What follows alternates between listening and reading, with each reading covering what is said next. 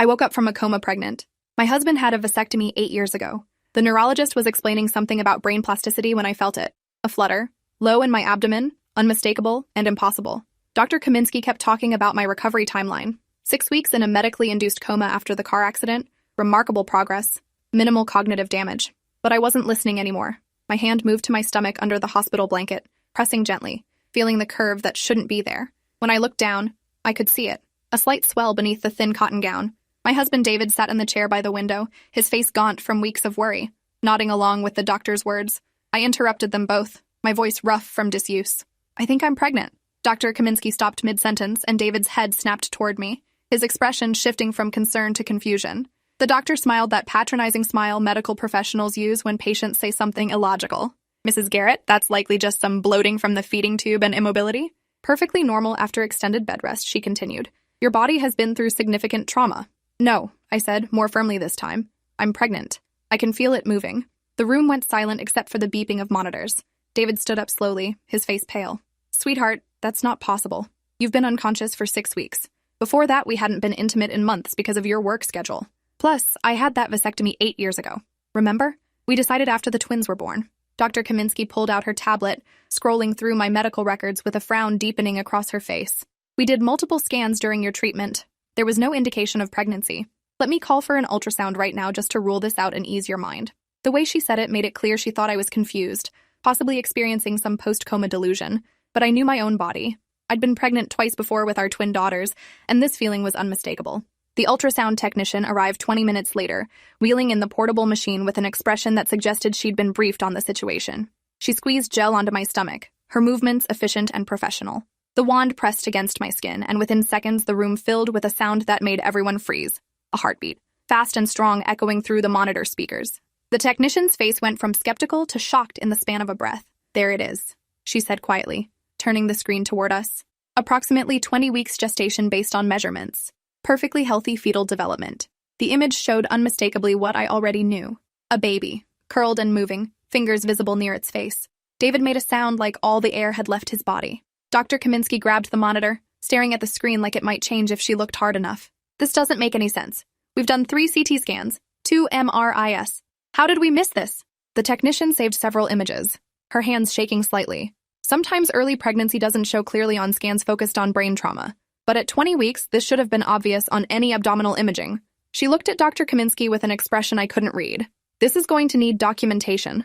A lot of it." David hadn't moved from his spot by my bed. His face had gone from pale to gray. 20 weeks means you got pregnant right before the accident. But we hadn't been together in 3 months before that. I remember because I was traveling for work. I tried to sit up, but my muscles were still weak from 6 weeks of immobility. "David, I was in a coma. I don't know how this happened." His eyes met mine, and I saw something I'd never seen there before. Doubt. Raw and undeniable. The technician quickly left with her equipment, muttering about getting the attending physician. Dr. Kaminsky stood there looking between us, clearly realizing this had moved beyond medical mystery into something else entirely. "Mr. Garrett, would you step outside with me for a moment?" David followed her without a word, leaving me alone with the monitor still showing my vitals. My heart rate had spiked, the numbers climbing as panic set in. Through the partially open door, I could hear their voices. David's rising in pitch, asking how this was possible, demanding answers.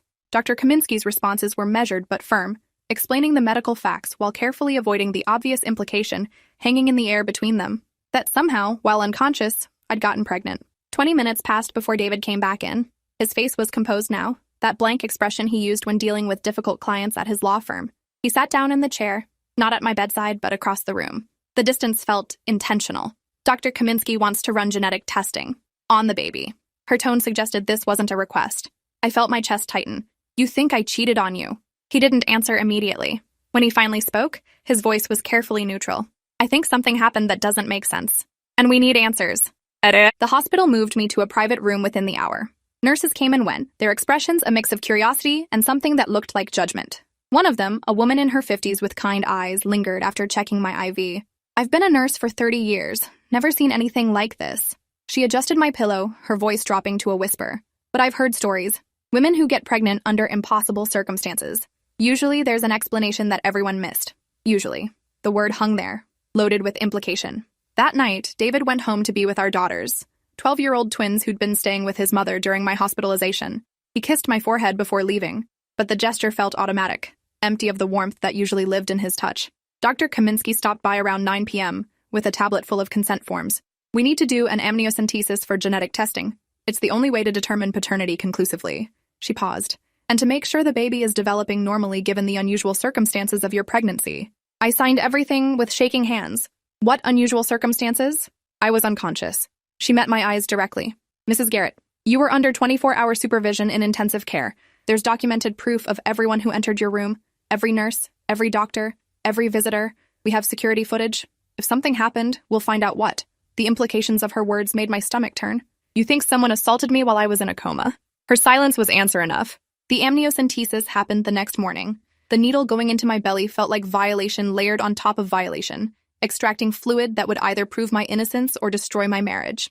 Dr. Kaminsky assured me results would take 5 to 7 days for the full genetic panel. DNA paternity testing would be faster, maybe 3 days if we prioritized it. She scheduled a meeting with hospital administration and their legal team for that afternoon. This has potential liability implications, she explained. If someone on our staff violated you while you were incapacitated, we need to know immediately. The hospital's legal team consisted of 3 people in expensive suits who sat across from me asking questions that felt like accusations dressed in professional language. When exactly did you last have intercourse with your husband before the accident? Are you certain about that timeline? Is there any possibility you could have been pregnant before the accident and not known? Could there have been any other partner in the weeks leading up to your hospitalization? Each question chipped away at my dignity until I was crying, unable to answer anymore. David sat beside me, his jaw clenched, saying nothing. Hospital security reviewed 6 weeks of footage from the ICU. Every person who entered my room was documented, time-stamped, their credentials verified. Nurses, doctors, respiratory therapists, cleaning staff, David and his mother during visiting hours, my sister twice in the first week. Everyone was accounted for. The security director, a former police officer named Marcus Vance, presented his findings in a conference room filled with hospital administrators. No unauthorized access, no gaps in coverage. Everyone who entered had legitimate medical reasons and was never alone with the patient for more than necessary clinical time. So how did this happen? David's voice cut through the room. My wife was in a medically induced coma for 6 weeks, and somehow she's 20 weeks pregnant. That means she got pregnant right before the accident. But I had a vasectomy 8 years ago, and we hadn't been intimate in months before her accident. Someone in this hospital has to know something. The administrators exchanged glances. Mr. Garrett, we understand your frustration, but the evidence suggests whatever happened, it didn't happen here. Which leaves only one other possibility, that I got pregnant before the accident, I said flatly. From someone who wasn't my husband. The room fell silent. That's what you're all thinking, isn't it? That I was having an affair and the coma is just convenient timing. Dr. Kaminsky leaned forward. We're not making accusations. We're trying to find facts. The genetic testing will tell us more. But I have to ask, is there any possibility your vasectomy failed? It's rare but documented. Perhaps you should get your fertility tested before we jump to conclusions about infidelity. David's expression shifted. He hadn't considered that. The hospital arranged for him to see a urologist that same day. The testing was quick, results definitive. His vasectomy was intact and functioning perfectly. Sperm count 0. The urologist's report was clinical and absolute. No possibility of natural conception. Which brought us right back to the impossible question. If David couldn't be the father, and I was in a coma when I got pregnant, then who was responsible for the baby growing inside me? My sister Vanessa came to visit on day 3 of my consciousness. She brought flowers and magazines, sitting beside my bed with tears streaming down her face. I thought I was going to lose you. When David called saying you'd crashed your car into that guardrail, I couldn't breathe. She held my hand, squeezing gently.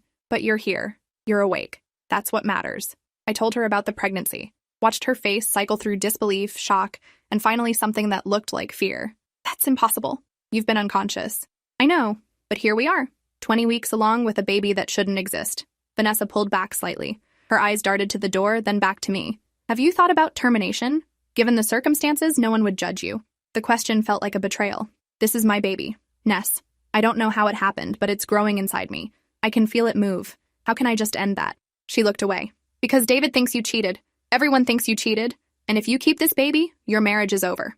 The words hung between us, brutal and true. David had barely spoken to me since the vasectomy results came back. He slept in the chair across the room instead of the fold-out bed beside me. His mother had stopped calling.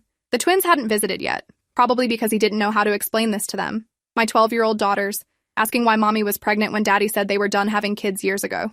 How do you explain that their mother might have destroyed their family while unconscious? Dr. Kaminsky came in during visiting hours, interrupting my spiral of thoughts.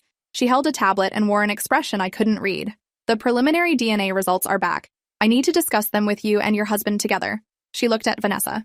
I'm sorry, but this is private. My sister left reluctantly, and Dr. Kaminsky waited until David arrived from work. He came in still wearing his suit, looking exhausted. His eyes barely met mine before focusing on the doctor.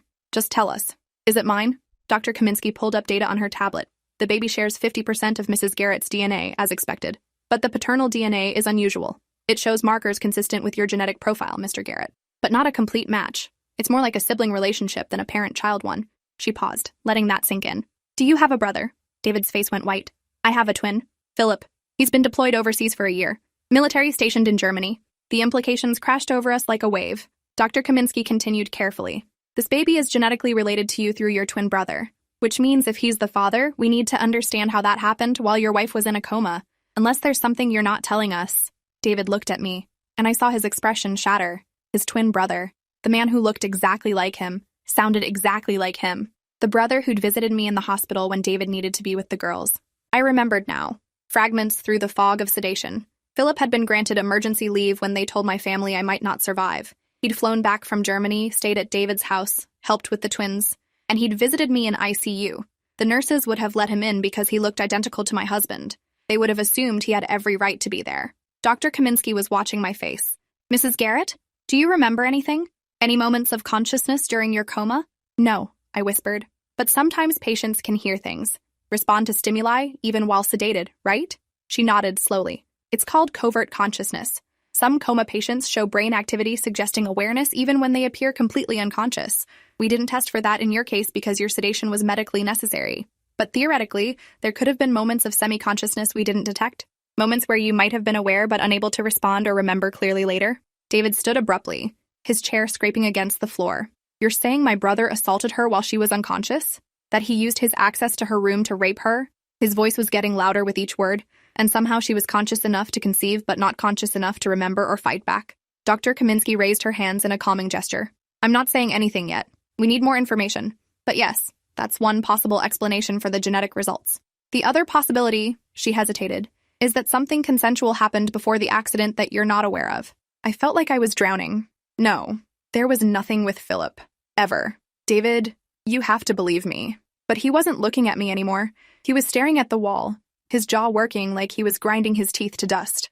My brother visited you 6 times while you were in the coma. I checked the visitor logs. He sat with you for hours when I had to be home with the girls. The nurses said he was devoted, reading to you, playing your favorite music. They thought it was beautiful how close our family was. Security footage, Dr. Kaminsky said quietly. We need to review every minute of every visit from Philip Garrett. David pulled out his phone, his fingers shaking as he dialed. It rang 4 times before going to voicemail. Philip's cheerful voice asking him to leave a message. David didn't. He just hung up and tried again. And again. On the 5th attempt, he finally spoke. Call me back. Now. It's about Natalie. He hung up and looked at Dr. Kaminsky. Get that footage. All of it. I want to see every second my brother was alone with my wife. The hospital security office became a war room. Marcus Vance pulled up footage from 6 weeks of ICU surveillance. Philip had visited on 6 separate occasions, each visit lasting between 2 and 4 hours. The cameras showed him entering my room, sitting beside my bed, holding my hand. In one clip, he leaned down and kissed my forehead. In another, he was crying, his face buried in the blanket covering me. To anyone watching, it looked like a devastated brother-in-law praying for recovery. Nothing suspicious, nothing criminal. Until the 3rd visit. Vance paused the footage, pointing at the timestamp. This is interesting. The nurse left the room at 8:17 p.m. She didn't come back until 9:43 p.m. That's an 86-minute gap with no one else entering. Hospital protocol says ICU patients should never be unattended for more than 30 minutes. He fast-forwarded through the footage. Philip sat in the chair for the first 20 minutes. Then he stood up, walked to the door, and looked out into the hallway. When he came back, he closed the privacy curtain around my bed. The camera angle doesn't show what happens behind the curtain, Vance explained. It's positioned to monitor the room entrance for security, not to surveil patient care. We can see movement, shadows, but no clear detail. For the next hour, the curtain stayed closed. Shadows shifted behind it. At one point, a shape that could have been Philip leaned over the bed. The monitor beside me showed my vitals spiking, heart rate jumping from 65 to 98 beats per minute, then slowly settling back down. David was gripping the edge of the desk so hard his knuckles had gone white. What is he doing behind that curtain for an hour? Vance shook his head. I can't say definitively, but your wife's vitals show signs of physiological arousal, increased heart rate, elevated blood pressure. The patterns are consistent with physical stimulation. He pulled up another screen showing my medical chart from that night.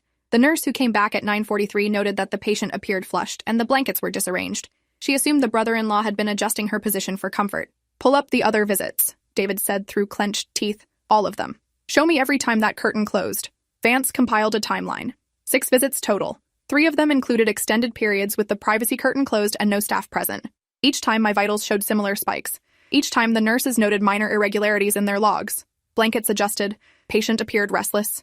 Family member providing comfort. Nothing that raised immediate red flags because Philip looked exactly like David, and everyone assumed he had the same rights to privacy with me. Dr. Kaminsky reviewed the medical data with a growing expression of horror. On this visit, she pointed to the screen. Your sedation was lighter than usual. We were starting to reduce the medication, testing if you could breathe on your own. There's a note here that you showed signs of agitation, movements that could indicate emerging consciousness. That was the night before Philip's 3rd visit. The night that would align with conception based on the fetal development timeline. She looked at David. I'm so sorry. I think we're looking at sexual assault of an incapacitated patient. Call the police, David said flatly. Now. Within an hour, 2 detectives arrived at the hospital. Detective Sarah Vaughn and her partner, Detective James Rico, took statements from everyone, reviewed the footage, and examined my medical records. Detective Vaughn sat beside my bed with a gentleness that made me start crying. Mrs. Garrett, I know this is difficult, but I need to ask if you remember anything from your coma. Any sensations, sounds, moments where you might have been aware of your surroundings? Anything at all, even if it seems like a dream. I closed my eyes, trying to pull memories from the fog. There were pieces, voices sometimes, music playing, someone holding my hand. I remember warmth, pressure, feeling safe, which seems insane now. I thought it was David, his voice reading to me, telling me about the girls, begging me to wake up. But if it was Philip, and he was using that access to assault me while I couldn't fight back or even fully understand what was happening. The words choked off into sobs. Detective Rico made notes on his tablet. Identical twins present a unique challenge in cases like this. Your husband can't be the father because of his vasectomy, confirmed by medical records. But his brother shares enough genetic material that the baby's DNA shows familial markers. Combined with the security footage showing prolonged unsupervised access and your medical data indicating physiological responses during those visits, we have enough for probable cause. He looked at David. Has your brother responded to your calls? No, David said. I've left 8 messages. Texted him screenshots of the DNA results. Nothing. He's ghosting me. Detective Vaughn pulled up her phone. We've contacted military police on his base in Germany. They're bringing him in for questioning. If he refuses to cooperate or tries to flee, they'll detain him. She paused. I have to warn you both. Cases involving unconscious victims are incredibly difficult to prosecute. His defense will argue she wasn't fully comatose, that there might have been consent we can't verify, that the relationship could have been ongoing before the accident. That's disgusting, David exploded. She was in a medically induced coma. She had a breathing tube. She couldn't speak or move. How the hell is anyone going to argue consent? Detective Rico's expression was grim. I've seen defense attorneys argue worse. They'll say the medical records show decreasing sedation, that she was responsive to stimuli, that maybe she initiated contact in her semi-conscious state. They'll paint your brother as a devoted family member providing comfort that turned physical with her encouragement. It's vile, but it's effective. Juries have a hard time convicting when there's no clear evidence of force.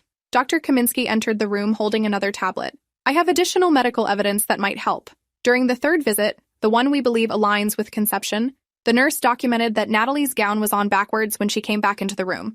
She'd noted it because hospital gowns are designed to open in the back for easy access to monitoring equipment. She assumed Philip had removed it to adjust the wires and put it back on incorrectly. But looking at it now, in context with everything else, it suggests he undressed her. Show me that footage again, Detective Vaughn demanded. Vance pulled up the relevant section and they all crowded around the monitor. The curtain was closed for 72 minutes during that visit. When Philip finally opened it and left the room, you could see him adjusting his clothes, tucking his shirt in, running his hand through his hair, the gestures of someone who'd just been physically active. Then the nurse entered 3 minutes later and discovered the gown issue. Vaughn turned to her partner. That's enough for an arrest warrant. The military police detained Philip at his base in Germany within 6 hours.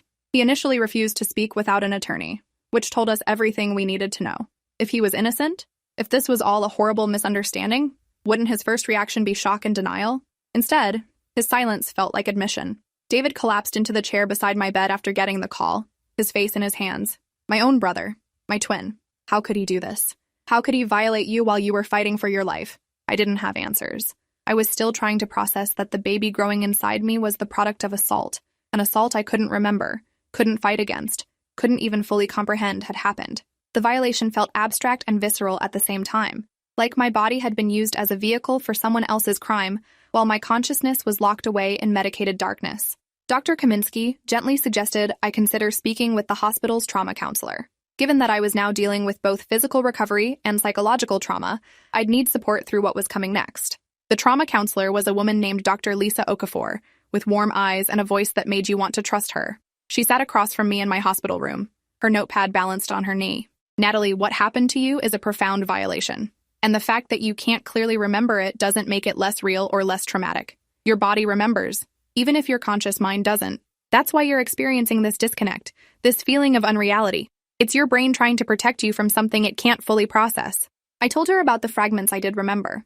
Warmth, pressure, the sensation of being touched, but filtered through layers of sedation that made everything feel distant and dreamlike. I thought I was dreaming about David, I admitted. In those foggy moments when awareness would surface and then slip away again, I felt safe, cared for. How sick is that? I felt safe while being raped by my husband's identical twin brother. And I can't even hate the memory properly because part of me still thinks it was David showing me love while I was dying. Dr. Okafor leaned forward. That's not sick. That's your brain doing exactly what it needed to do to protect you. You were in a state of profound vulnerability, and your subconscious created a narrative that would allow you to feel safe instead of terrified. There's no shame in that. The shame belongs entirely to the person who exploited your helplessness. She paused. Have you thought about what you want to do regarding the pregnancy? There are options available to you, including termination. No one would judge you for making that choice given the circumstances. I'd been avoiding that question for days. My hand moved to my stomach, feeling the slight swell, remembering the movement I'd felt. This baby was innocent in all of this, but it was also conceived through assault, would always be a reminder of the worst violation I could imagine. Could I love a child created this way? Could I look at them and not see Philip? But then again, I'd look at them and see David too, because genetically they were nearly identical. This baby would be my daughter's sibling, share their DNA, belong to our family even if the conception was a crime. I don't know, I finally said. I don't know if I can raise the child of my rapist, but I also don't know if I can terminate a pregnancy that's already this far along, where I can feel the baby moving. It feels like punishing an innocent life for someone else's crime. Dr. Okafor nodded slowly. Those are valid feelings, both of them. You don't have to make any decisions right now. Take time to process, to heal. Talk with David about what this means for your marriage and your family. Whatever you ultimately decide, it should be your choice, made without pressure or judgment. David and I had that conversation later that night. The hospital had given us the larger family suite, understanding we needed privacy to navigate this nightmare. He sat on the edge of my bed, holding my hand for the first time in days. His eyes were red from crying. I don't blame you, he said quietly. I want you to know that. None of this is your fault. You were unconscious. You couldn't consent. My brother violated you in the most heinous way possible. But I also don't know if I can raise his child. If I can look at a baby that's genetically my nephew and see anything other than betrayal? I understand, I told him. And I don't know if I can either. But we have 12-year-old daughters who are going to have questions we can't avoid answering. How do we explain this to them? That their uncle assaulted their mother while she was in a coma? That they might have a sibling who's also their cousin? That family gatherings will never be the same because we can't ever be around Philip again? David's jaw clenched. Philip is dead to me. To our family. I don't care if we share DNA. He's not my brother anymore. The legal process moved forward with mechanical efficiency. Philip was extradited from Germany to face charges of sexual assault of an incapacitated person, a first-degree felony carrying 20 years minimum. His attorney tried to fight the extradition, arguing jurisdiction issues and claiming the evidence was circumstantial. But the combination of security footage, medical records, DNA evidence, and victim testimony was overwhelming. A grand jury indicted him within 2 weeks. His bail was set at $500,000, which his parents paid immediately. David's parents. I hadn't thought about them until they showed up at the hospital demanding to see me. David's mother, Patricia, was crying when she entered my room. His father, Robert, looked 10 years older than the last time I'd seen him. Patricia grabbed my hands, squeezing too tightly.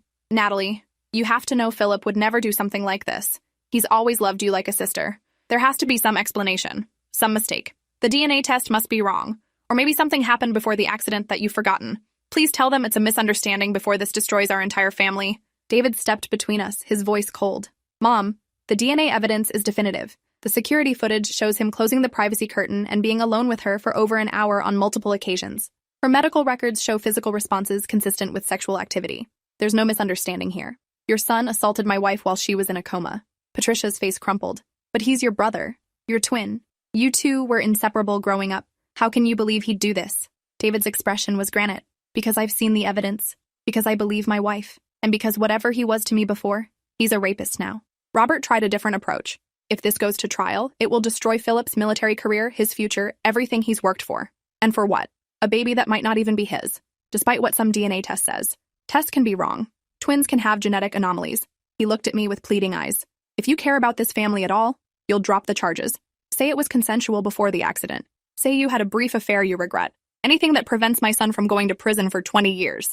Get out, I said. My voice was shaking but firm. Get out of my room. Your son raped me while I was unconscious and unable to defend myself. And you want me to lie to protect him? To destroy my own reputation and marriage to save his military career? What kind of people are you? Patricia started crying harder. We're trying to save our family. Natalie, please. You don't understand what this will do to us. The scandal. The shame. Robert works with the county commissioners. I volunteer at the church. We'll be ostracized.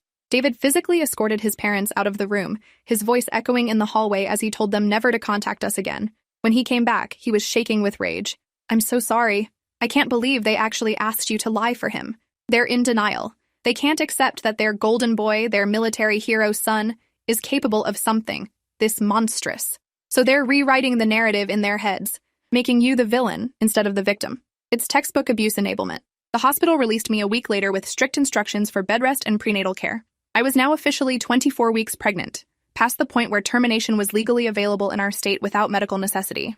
Dr. Kaminsky explained that continuing the pregnancy carried some risks given my recent trauma and extended coma, but nothing immediately life-threatening.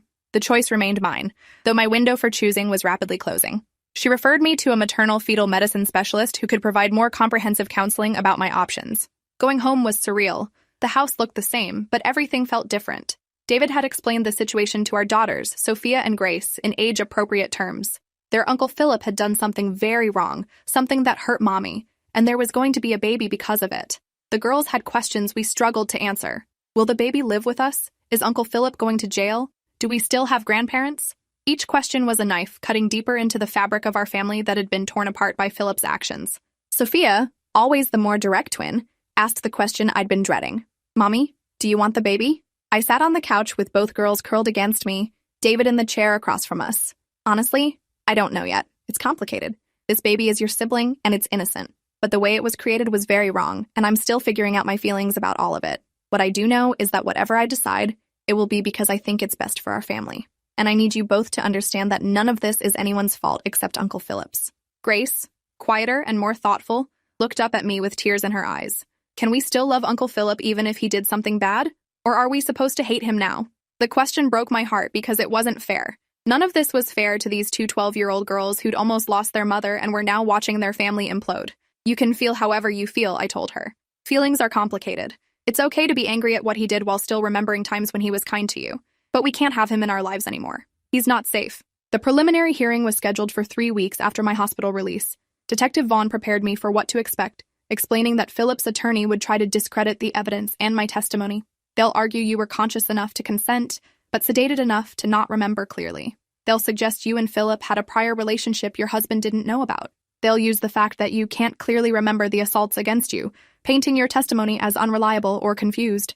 It's going to be brutal, Natalie. You need to be prepared for that. The courtroom was smaller than I expected, with harsh fluorescent lighting that made everyone look sickly.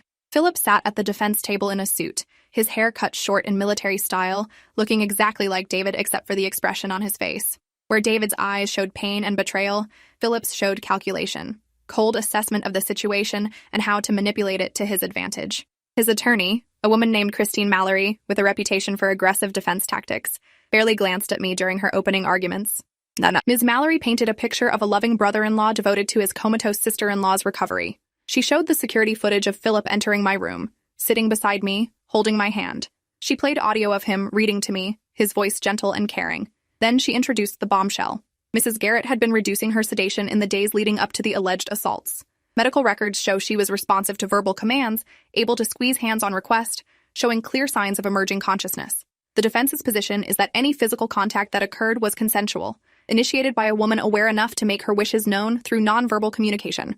I felt sick listening to her twist the facts into something that made me complicit in my own assault. The prosecutor, District Attorney William Becker, stood to object. Even if Mrs. Garrett showed signs of emerging consciousness, she was still legally incapacitated and unable to provide informed consent. She had a breathing tube, was confined to a hospital bed, and was under continuous medication that impaired her judgment and memory. The law is clear that sexual contact with someone in that condition constitutes assault regardless of perceived responsiveness. Judge Carol Henderson reviewed the medical records carefully. She was a woman in her 60s known for being fair but tough. After 20 minutes of silence except for the sound of pages turning, she looked up. I'm allowing this case to proceed to trial. There's sufficient evidence that a crime may have been committed. However, I'm also ordering a full neurological evaluation of Mrs. Garrett to determine her capacity for consciousness and consent during the period in question. Until we have expert testimony on whether she was capable of understanding and communicating consent, I'm not dismissing anything. Bail remains at $500,000 already posted. Trial date is set for 8 weeks from today. 8 weeks. I'd be 32 weeks pregnant by then, obviously showing a constant visual reminder of the crime we were prosecuting. David held my hand as we left the courthouse. Reporters shouting questions we didn't answer. His face was set in determined lines. We'll get through this. Whatever happens, we'll face it together. But I could feel the distance between us growing, a chasm created by circumstances neither of us could control. He loved me. I believed that. But could he love a child, conceived through his twin brother's assault of his unconscious wife? The neurological evaluation was conducted by Dr. Raymond Park, a specialist in consciousness disorders and coma recovery. He reviewed 6 weeks of medical records, interviewed my medical team, and conducted extensive cognitive testing on me. His report, delivered in a conference room full of lawyers and experts, was clinically brutal. Mrs. Garrett was in a state of minimal consciousness during the period in question. She showed some responsiveness to external stimuli, but lacked the cognitive capacity for complex decision-making or informed consent. Any movement or response during this time would have been reflexive or instinctual, not indicative of conscious choice or agreement. Ms. Mallory immediately challenged the findings. Dr. Park, isn't it true that patients in minimal consciousness states can still experience pleasure and pain? Can still respond to touch in ways that indicate preference? He adjusted his glasses. They can show physiological responses, yes, but response to stimuli is not the same as consent. A person in Mrs. Garrett's condition would not have had the executive function necessary to understand the nature of sexual contact, the implications of such contact, or the ability to refuse unwanted advances. Any sexual activity with someone in that state is, by definition, assault. The defense tried another angle. What about prior relationship establishment? If Mrs. Garrett and the defendant had engaged in consensual relations before her coma, couldn't her responses be interpreted as continuation of that established intimacy? Dr. Park's expression hardened. There's no evidence of any prior inappropriate relationship, and even if there had been, prior consent does not equal ongoing consent, especially when one party is medically incapacitated. This is basic medical ethics and legal standard. What you're suggesting is that unconscious people can be sexually active with prior partners without current consent. That's rape. The words hung in the courtroom. Philip shifted in his seat, and for the first time, I saw something crack in his composed facade. Fear, maybe, or realization that his defense was crumbling. The prosecutor seized the moment. Your Honor, the defense is essentially arguing that my client was conscious enough to consent, but too unconscious to remember consenting. That's an impossible standard that would make prosecuting any assault of an incapacitated victim impossible. The evidence is clear. The defendant had unsupervised access to a vulnerable patient. That patient became pregnant during that access period. DNA confirms the defendant as the father, and medical experts confirm the victim could not have provided meaningful consent. This is assault, period. Judge Henderson called a recess. When we reconvened 2 hours later, her decision was unequivocal. This case is going to trial. The evidence supports a reasonable belief that sexual assault occurred. The defendant will remain free on bail with the conditions that he have no contact with the victim or her family, surrender his passport, and report to pretrial services weekly. Trial begins in 6 weeks. The gavel struck, and Philip's parents were crying in the back of the courtroom.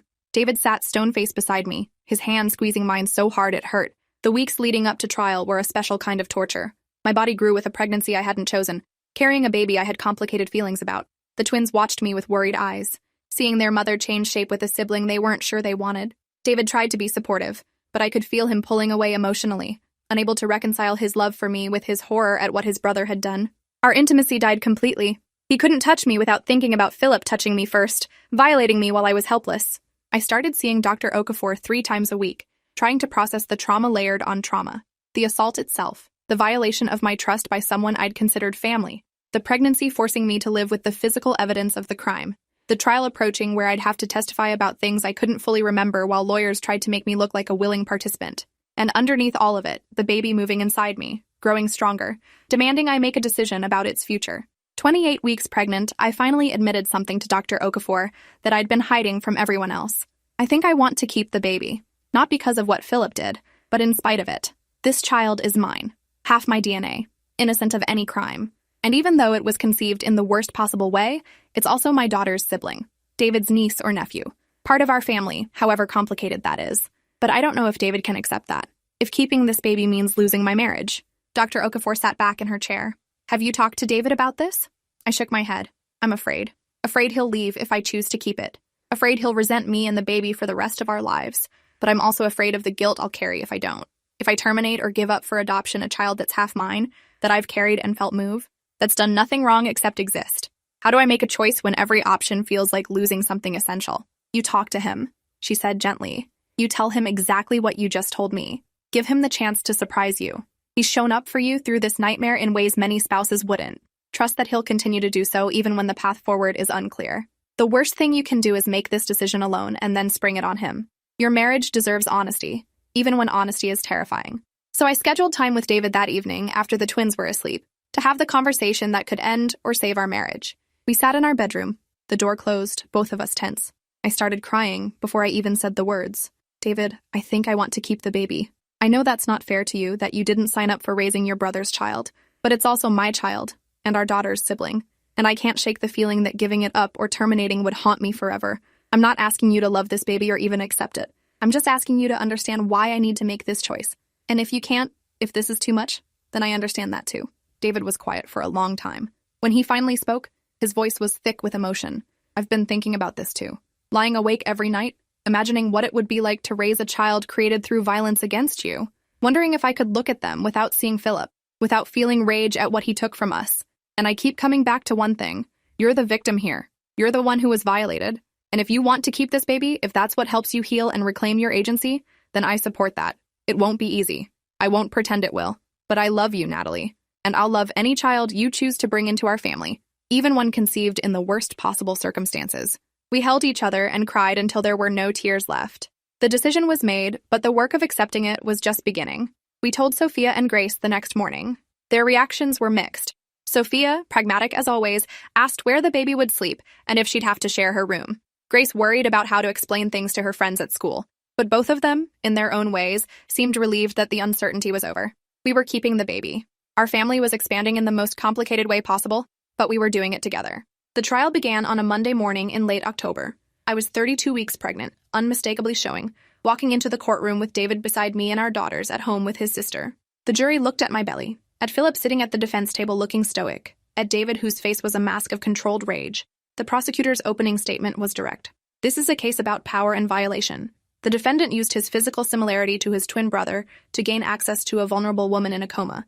He then sexually assaulted her on multiple occasions while she was unable to consent or defend herself. The result is the pregnancy Mrs. Garrett is now carrying. Physical evidence of a crime the defense wants you to believe was consensual. But consent requires consciousness, understanding, and choice. The victim had none of those things. Ms. Mallory's opening was equally direct. This is a case about a family tragedy being criminalized.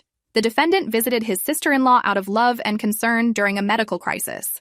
Any physical contact that occurred happened during a time when medical records show she was emerging from her coma, responsive to stimuli, and capable of indicating her wishes through movement and sound. The prosecution wants to paint my client as a predator, but the evidence will show he's a devoted family member who's being punished for caring too much, a relationship that the victim, in her compromised state, participated in and encouraged. I wanted to scream, but Detective Vaughn had prepared me for this. They're going to make it sound like you wanted it, like you initiated it. Don't react visibly. Don't give them anything to use against you.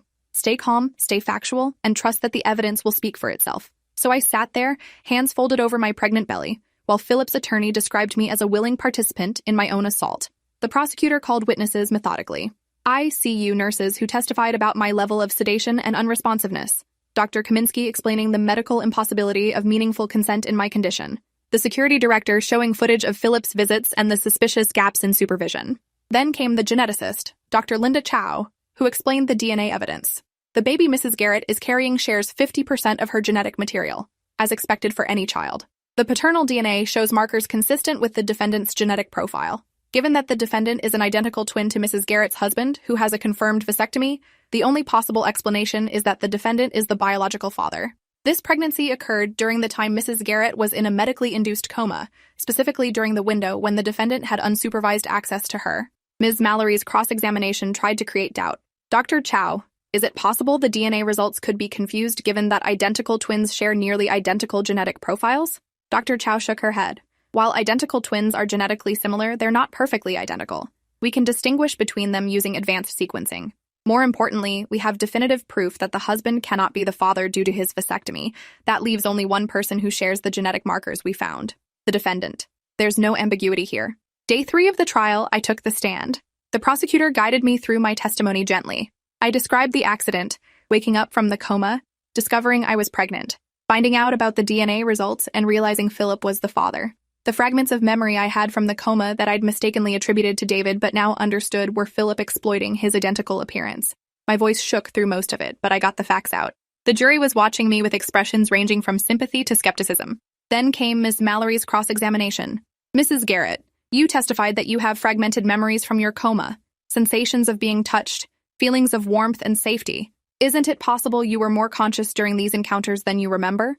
That you responded to Mr. Philip Garrett's presence in ways that indicated desire or consent? I felt my face flush. I was in a medically induced coma with a breathing tube. Even if I had moments of partial awareness, I couldn't speak, couldn't move meaningfully, couldn't make informed decisions about what was happening to my body. But you felt warmth and safety, Ms. Mallory pressed. Those are positive emotions? Doesn't that suggest you weren't experiencing assault but rather welcomed intimate contact? I gripped the edge of the witness box. I thought it was my husband. Philip looks exactly like David. He used that similarity to violate me while I was unconscious. Any positive feelings I had were based on mistaken identity and manipulation of my sedated state. That's not consent. That's exploitation. The prosecutor objected and the judge sustained it. But the damage was done. The defense had planted the seed that maybe I'd wanted it. Maybe I'd participated. Maybe this was all a tragic misunderstanding rather than deliberate assault. The defense called their own expert, Dr. Gerald Morton, a neurologist who testified that patients in minimal consciousness states can show preference and make basic choices. Under the right circumstances, he claimed, someone in Mrs. Garrett's condition could have indicated willingness for intimate contact through body language and physiological responses. The prosecutor tore him apart on cross-examination. Dr. Morton, how exactly does someone with a breathing tube, confined to a hospital bed, under heavy sedation, communicate informed consent to sexual activity? He stammered something about reflexive responses and instinctual behavior, but it was clear his testimony was bought and paid for by the defense. Philip never took the stand. His attorneys advised him to invoke his Fifth Amendment right against self-incrimination, which the judge instructed the jury not to interpret as guilt. But everyone knew what it meant. If he had an innocent explanation, he'd give it. His silence was its own admission. Closing arguments lasted an entire day. The prosecutor methodically walked through the evidence, connecting every piece into an undeniable picture of assault. The defense tried to muddy the waters, suggesting reasonable doubt based on my fragmented memories and the complexity of consciousness during coma recovery. The jury deliberated for 3 days, 72 hours of waiting while my future and Philip's hung in balance. David and I stayed home with the girls, trying to maintain normalcy while my phone stayed glued to my hand waiting for the call. When it finally came, Detective Vaughn's voice was carefully neutral. They have a verdict. The courthouse is expecting you within the hour. We drove in silence, my hands shaking so badly I had to sit on them. The courtroom was packed when we arrived. Media, victims' advocates, Philip's parents in the back row glaring at us like we'd betrayed them. The jury foreman stood. On the charge of sexual assault of an incapacitated person, we find the defendant guilty. Philip's face went white. His mother screamed. David's hand found mine, squeezing hard enough to bruise. Judge Henderson thanked the jury and set sentencing for 3 weeks out. Philip was remanded into custody immediately, his bail revoked. As they led him away in handcuffs, he looked at me for the first time since the trial began. No remorse in his eyes, just cold hatred that I'd dared to speak up, to press charges, to refuse to protect him the way his parents had. Sentencing day, I was 35 weeks pregnant, so close to delivery that my doctor had advised against attending, but I needed to be there. Needed to give my victim impact statement and watch Philip face consequences for what he'd done. Judge Henderson listened to both sides present arguments about appropriate punishment. The prosecutor asked for the maximum 20 years. The defense asked for leniency, claiming Philip's military service and clean record warranted a reduced sentence. Philip's father actually testified, begging the judge to consider the family impact, the shame they'd already endured, the punishment of having their son's life destroyed. Then it was my turn. I stood at the podium, one hand on my pregnant belly, the other gripping my prepared statement. Your Honor, Philip Garrett violated me in the most fundamental way possible. He used his physical similarity to my husband to gain access to me while I was unconscious and unable to defend myself. He assaulted me multiple times, knowing I couldn't remember, couldn't fight back, couldn't even understand what was happening. The pregnancy I'm carrying is physical evidence of his crime, a daily reminder of violation that I'll see in my child's face for the rest of my life. I'm choosing to keep this baby not because I've forgiven what Philip did, but because this child is innocent. But make no mistake, Philip Garrett is not. He deserves the maximum sentence allowed by law. Judge Henderson took less than 5 minutes to decide. Mr. Garrett, you committed one of the most heinous violations possible. You exploited a vulnerable woman's incapacity to serve your own desires, and you did so repeatedly, with premeditation and calculation. The evidence showed you closed privacy curtains to hide your actions, timed your visits for minimal supervision, and exploited your physical similarity to the victim's husband to gain access. This was not a moment of weakness or poor judgment. This was predatory behavior. I sentence you to 20 years in state prison with no possibility of parole. You'll also be required to register as a sex offender upon release, and are permanently barred from contact with the victim or her family. Philip was led away. His parents were sobbing. David pulled me close, and I felt the baby kick hard against my ribs, as if acknowledging the moment. Justice had been served, but it didn't erase what happened, didn't make the pregnancy less complicated or my feelings less confused. It just meant Philip would face consequences for using my unconscious body for his own gratification. As we left the courthouse, reporters shouted questions about how I felt, whether I'd forgive Philip, what I planned to name the baby. We didn't answer any of them. 3 weeks later, at 38 weeks pregnant, I went into labor. David held my hand through 18 hours of contractions, never leaving my side. When they finally placed my son in my arms, I looked down at his face and saw something I hadn't expected. Not Philip, not even David really, just a baby. My baby. Innocent and perfect, and completely separate from the circumstances of his conception. We named him Oliver, a name that belonged only to him, untethered from family history or painful associations. Sophia and Grace came to visit, hesitant at first, then melting when Oliver wrapped his tiny hand around their fingers. David held him and cried, and I knew we'd be okay.